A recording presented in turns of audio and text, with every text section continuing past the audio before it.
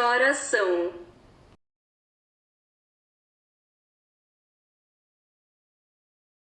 To say what time it is, use sir before the time.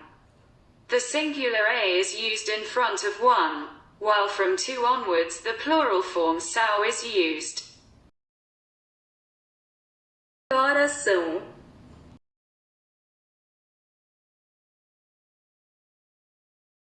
A que horas?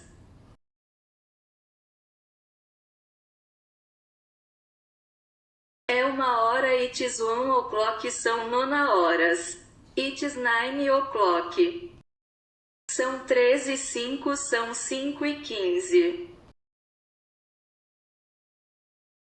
After busy hours the word horas is obligatory. However, after non-full hours saying hours and minutes is optional. São 7 horas e 10 minutos, são 6 horas. Half hours are mainly indicated with e and meia, meio-dia e meia. To say how many minutes until full hour, it is also common to say para plus the definite article.